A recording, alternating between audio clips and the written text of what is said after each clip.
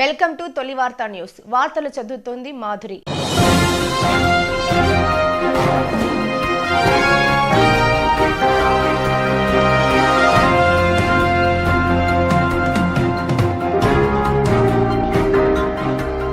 Party ఎంతో కొంత credibility ఉన్న పార్టీలు కూడా ఈ విధంగా పునాదులు లేకుండా, బేసిస్ లేకుండా, తప్పుడు ఇన్ఫర్మేషన్ తో ప్రజల్ని తప్పుదో దారి పట్టిస్తుంటే ఫోర్త్ ఎస్టేట్ షుడ్ కమ్ అనిపించారు.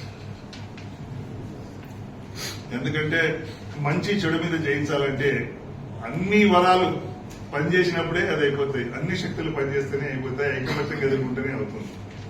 ఎందుకంటే ముఖ్యంగా నరేంద్ర మోదీ గారు ఈ రోజు ఆర్థిక వ్యవస్థ మీద పట్టు ఎట్లా వచ్చింది అంటే, నంబర్ 1 అంటే నో అవినీతి.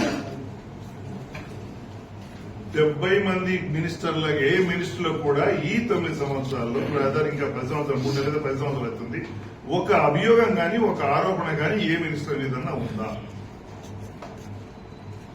కానీ అంతకుముందున్న గవర్నమెంట్ మీద అన్ని అభియోగాలే, మొత్తం న్యూస్ అంతా, పేపర్ న్యూస్ అంతా అన్ని ఆరోపణలు, అభియోగాలు, కుంభకోణాలు, నిజంగా కూడా దొరికిపోయారు, జైలు కూడా వెళ్ళొచ్చారు. కానీ ఈ 10 సంవత్సరాల్లో ఇది ఉందా? ఇది లేదు.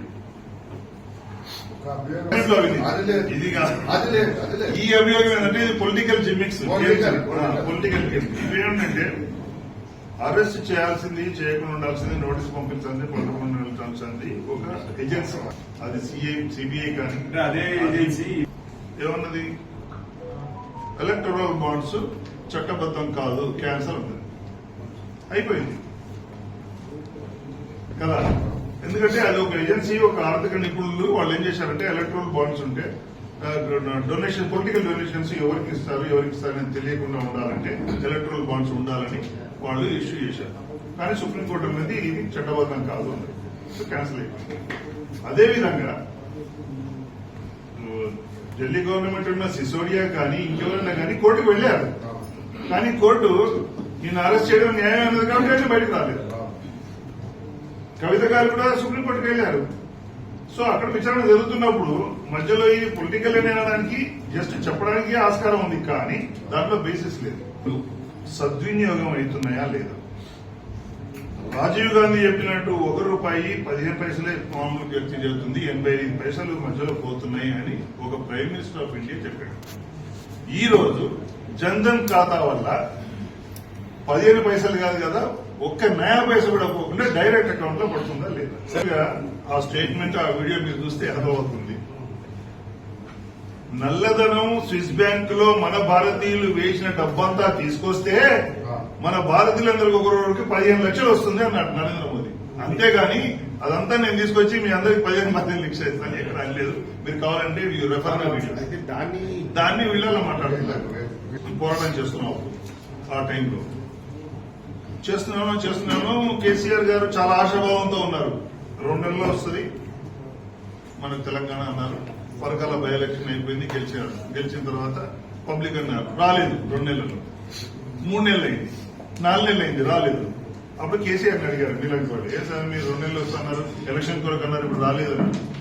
ఏమైనా తెలంగాణ గురించి నేను ఇంత పోరాటం చేస్తాను అప్పటి నుంచి, 2 నెలల్లో వస్తుందని నేను అనుకోవడమే తప్ప, అది బయటికి మీతో పంచుకోవడం తప్ప. నిజంగా అయితే తప్పలేదు, వచ్చిందా లేదా తెలంగాణ చివరికి? ఎందుకంటే ఒక సంకల్పంతో, ఒక మంచి ఉద్దేశంతో ఏదైనా పనిచేస్తుంటే దానిలో ఒక ఆలస్యమైన, దాంట్లో డీవియేట్ అయినా కూడా అది నిజంగా సంకల్పంలో తేడా ఉందా లేదని మనం గమనించాలి. కానీ అంతేగాని తీసుకొచ్చి మా జేబులో 15 లక్షలు ఇవ్వలేదు కాబట్టి మోదీ ఫెయిల్ అంటే అది సబబా? ఈ రోజు Modi the most successful politician in the world. మూడు పెడితే రాష్ట్ర అభివృద్ధి పాడైపోతుంది. కాబట్టి రేవంత్ రెడ్డి గారు ఒకటే అన్నారు, నేను ఇది ఎన్నికల రణనీతిలో భాగంగా చూడను అని అన్నారు. దానికి మోదీ గారు కూడా అసలు మీటింగ్ వచ్చినందుకే ఆయనకు ధన్యవాదాలు చెప్పారు. మోదీ గారు మన అభివృద్ధి పడి ఇవన్నీ కూడా స్క్రీన్ వేసి చూపించారు. దీటైన పోటీ ఉందని మీరే చెప్పారు, మీరే రాశారు. మహబూబ్ నగర్ లో ఎంపీ సీట్ గురించి చాలా ధీటైన పోటీ ఉంది అన్నారు. సో కాబట్టి ఆ ధీటైన పోటీకి మరి పరిశీలన మళ్ళీ జరగాల్సిందే కదా. పునర్పరిశీలన జరగాలి, లేదా కొంచెం టైం కావాలి ఇది పరిశీలించడానికి. ఎందుకంటే ఈక్వేషన్స్ చాలా ఉన్నాయి. బీసీ ఈక్వేషన్ ఉంది, తర్వాత అగ్రవర్ణాలు ఉన్నారు, తర్వాత ఒక క్యాండిడేట్ 2 సార్లు త్యాగం చేశాడు పార్టీ ఆదేశం మీదుగా. కాబట్టి ఆ క్యాండిడేట్ గురించి ఆలోచించాల్సిన అవసరం ఉందని అధిష్టానం అనుకుంటుంది, ఆ అంశాన్ని పరిశీలిస్తుందని నేను ఆశాభావం వ్యక్తం చేస్తున్నాను. ప్రకారం రామరాజ్యంలో కూడా మహాభారతంలో కూడా 14 సంవత్సరాల తర్వాత అధికారం వస్తుంది రాజ్యం. నేను 14 సంవత్సరాలు కంప్లీట్ చేశాను. కాబట్టి ఆ శక్తి తప్పకుండా నాకు వస్తుంది, తప్పకుండా టికెట్ నాకే వస్తుంది అనుకుంటున్నాను. నిర్ణయం ప్రకారం జరిగి ఉండాలనుకుంటే వాళ్ళకి ఎవరికి ఎదురులేదు. ఎప్పుడైనా ఫస్ట్ లిస్ట్ లో అయినా ఇవ్వచ్చు,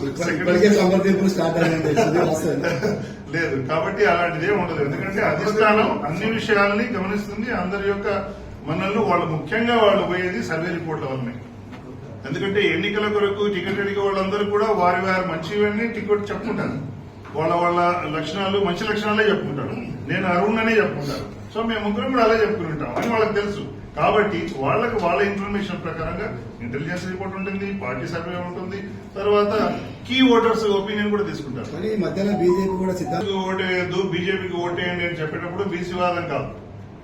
ఇక్కడ ఈ టికెట్ ఇచ్చేటప్పుడు నరేంద్ర మోదీ గారు తెలంగాణకు బీజేపీ గెలిస్తే బీసీనే ముఖ్యమంత్రి చేస్తామని ఎందుకన్నారు? డిక్లేర్ చేశారు. ఎందుకన్నారు?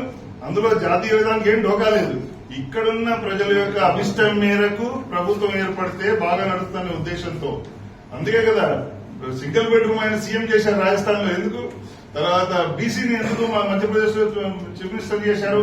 సబ్కా సాత్ సబ్కా వికాస్ అనేది పార్టీలో కూడా అమలు పరచాలనే ఉద్దేశంతోనే అన్ని రాష్ట్రాల్లో కూడా ఎక్కువ మెజారిటీ ఉన్న ప్రజలకు అభిష్టం మేరకు అక్కడక్కడ టికెట్లు కేటాయిస్తే అక్కడ మనకు విజయావకాశాలు ఎక్కువ ఉంటాయనే విధానం ఉద్దేశంతోనే బీసీ వాదాన్ని లేపాను నేను. పనిచేసింది కాబట్టి అధిష్టానానికి తెలిసిపోయి దాన్ని ఫస్ట్ లిస్ట్ లో ఇవ్వకుండా ఇంకొకసారి పునఃపరిశీలించి డిక్లేర్ చేస్తారు.